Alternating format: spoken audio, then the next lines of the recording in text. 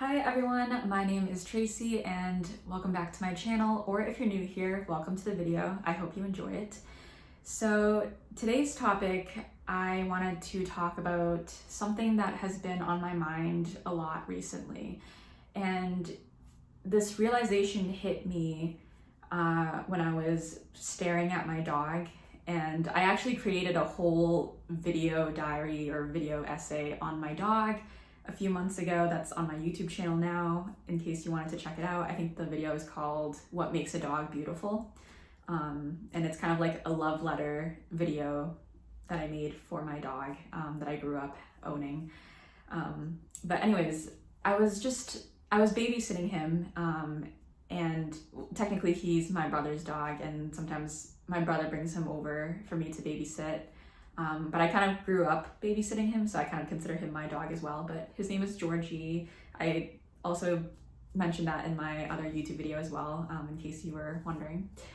But yeah, he was kind of my late childhood dog. I've had many dogs in my lifetime. My family are all dog lovers. We're all animal lovers. So I grew up owning dogs here and there, but Georgie, I've had him in my life since I was 13 years old. So even though I was quite young, I was also old enough to really be able to comprehend the amount of love and admiration and appreciation that I had for him in my life. So it's been well over a decade now. He just turned 12 years old this past May.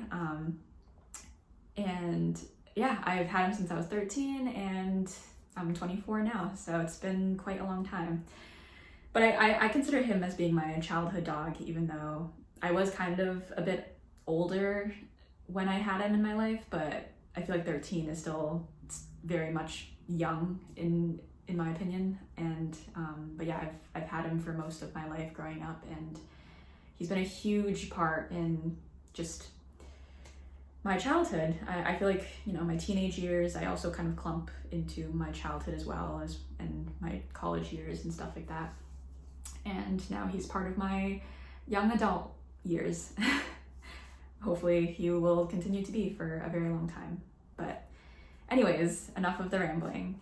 I had this realization when I was staring at him. He was laying on my bed. I was petting him, I was kissing him, and I couldn't help but just admire him. But when I was admiring him, a sudden sadness just hit me. And I don't know how to explain this feeling, but so basically, just to provide some further background context, my dog, Georgie, he recently had a couple surgeries because he had some tumors that were potentially cancerous. So the vet had recommended to remove them. So he's had a couple surgeries in late 2024, and then he just had another one on April 30th of 2025. So, very, very recent. And he's all recovered now, so yay. I'm so happy. So he's all good. He's a very energetic and happy boy, so he's all good.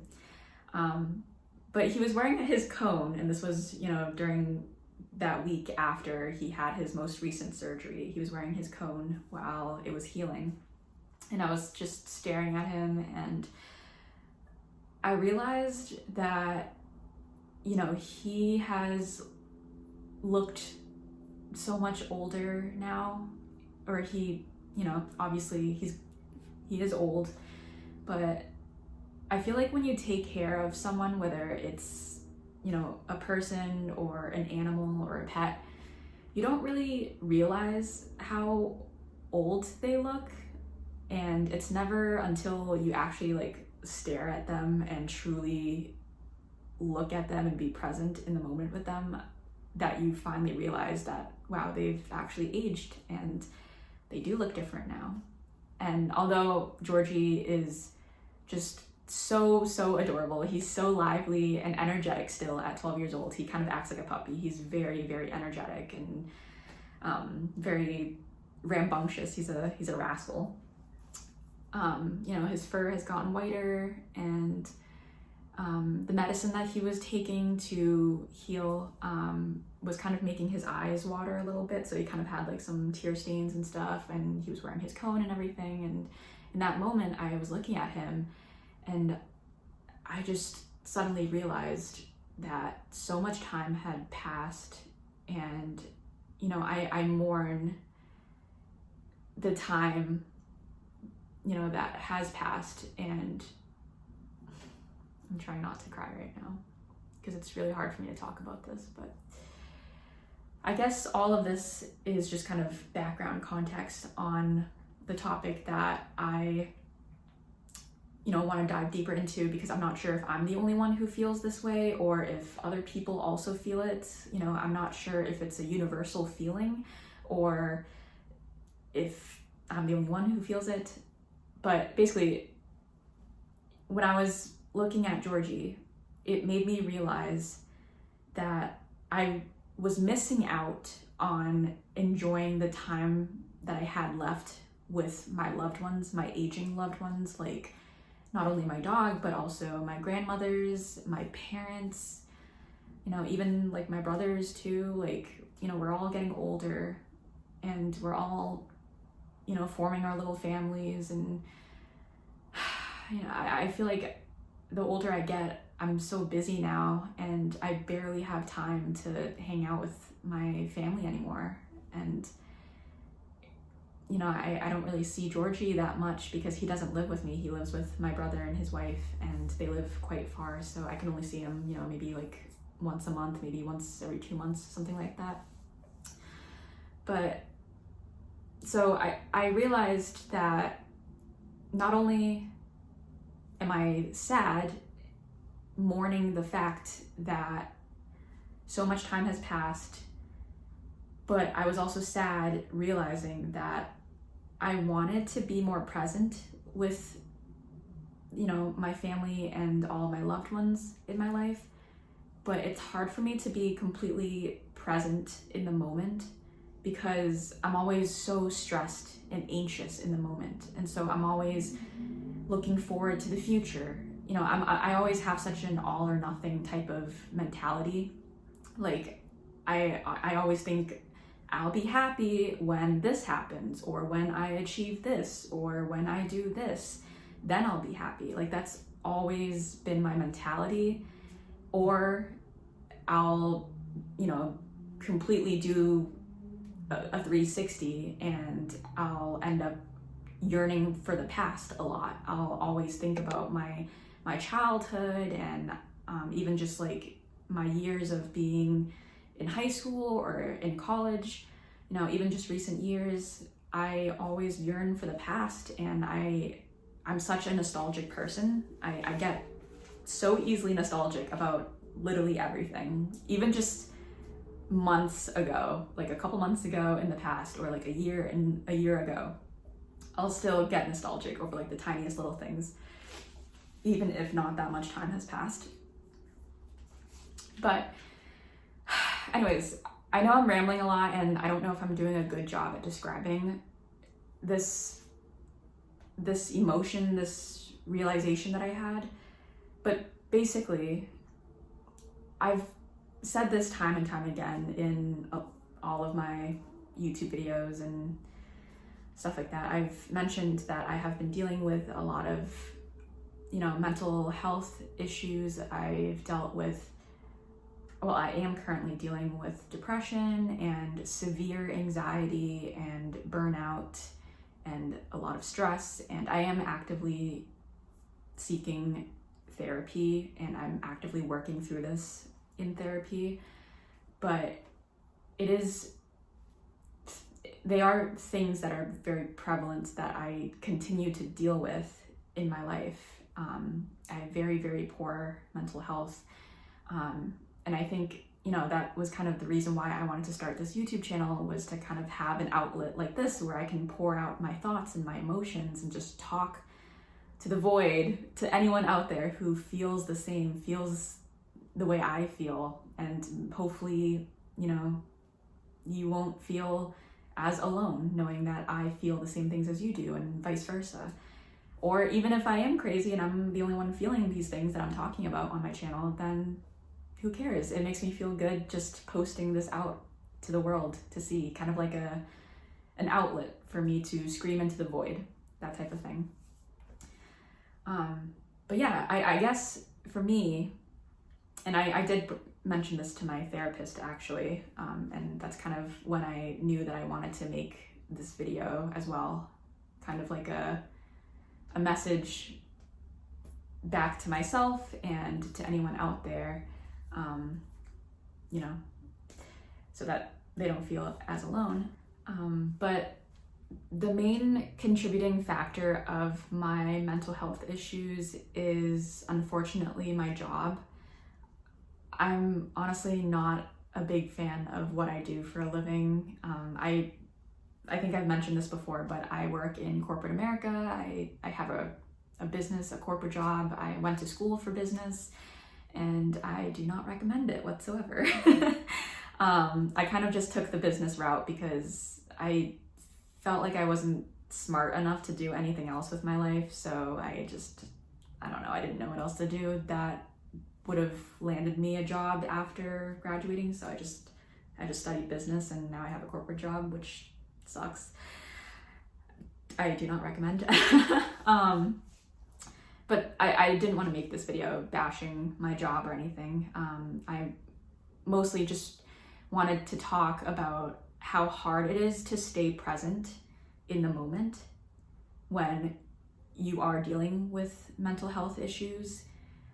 I feel like, and I don't know if I'm the only one who does this, but I'm constantly seeking ways to distract myself from my current reality, whether it's watching comfort shows or watching comfort YouTube videos or listening to music or reading a book or listening to an audiobook, or I don't know, just anything at all. I feel like, you know, I'm constantly finding ways to try and distract myself from the bleak reality that I'm currently living in my head. I think of it as bleak because of my mental health issues, and I want to be very vulnerable on here with you guys, since I'm kind of hoping that this channel will be a safe outlet, not only for me, but for those of you who are also dealing with similar issues as me. But anyways, I guess it's just hard to be present with your loved ones, especially those of them that are aging, and you feel like you don't really have as much time left with them, when you also just don't like your current reality. I don't know if I'm making any sense here, but I guess the gist of what I'm saying is I want to be more present in every moment, every waking moment of my days. I want to live in the present moment. I want to be more intentional with my life. I want to feel grounded. I want to be there and fully be there for my loved ones, my family and my friends and my dog and my partner. I want to be fully there for them and enjoy their company, their presence, and just appreciate whatever time that I have with these people and animals and whatever. But it's also so hard to live in the present moment when your brain keeps telling you that the present moment sucks, that your reality sucks. And I kind of blame my job for that, I guess. Like and I think maybe most people these days might feel the same. I think burnout is very prevalent in today's modern society. Especially amongst young people. I feel like everything is just so expensive, and we're not really getting paid enough to be able to get by in such an expensive economy. And sometimes we just feel hopeless, like everything is so bleak, the future is so bleak, and the present moment is so bleak. And it's hard. It's hard living in the 21st century, I will say. I feel like, it's like keeping up with the Joneses. It's so, like social media just amplifies everyone's successes, but then behind closed doors, we're all so miserable and so stressed out, and we all hate our jobs. And like I hate my job, but I have to just suck it up and be grateful that I have one. And I know I'm probably gonna get like a lot of hate comments of people saying like, oh, you should be happy that you are employed. You should be grateful that you have a job. And you're right, I should be, and I am. I'm very much grateful for where I am in life. I know that I am privileged, that I'm even here making this video right now for you guys. But that doesn't mean that I don't have to also feel sad for not liking my job and my current reality. Like, I don't think emotions are mutually exclusive. I think two things can exist at the same time, and that's kind of the beauty of being human. We're all so complex and we're all so multifaceted. I can still be grateful for having a job, but that doesn't mean I have to like it, you know? That doesn't mean that I should force myself to enjoy something that I just truly don't. And my body screams no all the time. My body just does not feel aligned with my job and what I'm currently doing in my life. And I know that I want to get out of my job sometime very soon in the future. I don't know when, but I know that my job is a very huge contributing factor to my declining mental health. And especially since I feel like I've just never truly had a break. Like, I actually started this job while I was still in grad school. So by the time I had finally graduated school, which I've been in school for throughout most or all of my life at this point, I was already like sort of placed in a full-time job. So it's not like I really had some time to like relax and decompress after graduating. So yeah, I don't know, I just never really had the time for me to rest, and I think my body is just really craving that. I don't really know where I'm going with this video. I guess I just wanted to say that I don't know if anyone else feels the same way. Anyway, I think I'm gonna try to end the video fairly soon because the sun is setting right now, so I only have a little sliver of sunlight left in my sunroom that I'm filming in right now. So I noticed that I just said that and then the sun got a little brighter, so thank you, sun. But yeah, I guess what I wanted to say in this video is that I think it's normal to grieve the time that has been lost with your loved ones. You know, maybe it's an aging pet or an aging grandparent or parent or whatever. It's completely normal to grieve your childhood or your teenagehood or just your youth in general. It's normal to be nostalgic and yearn for the past, especially when the present moment feels so difficult to live in. And it's normal to always be hopeful for the future and looking to the future for everything. Like, I'll be happy when this happens. I'll be happy when I quit my job. I'll be happy when I retire early. I'll be happy when I finally pay off my student loans. I'll be happy when this, and this happens. But will I actually be happy in the future, or will I be even more sad when my aging loved ones pass away in the future? You know, I feel like my brain is constantly grappling with this complexity of life, you know, navigating life and this difficult journey that we're all on. So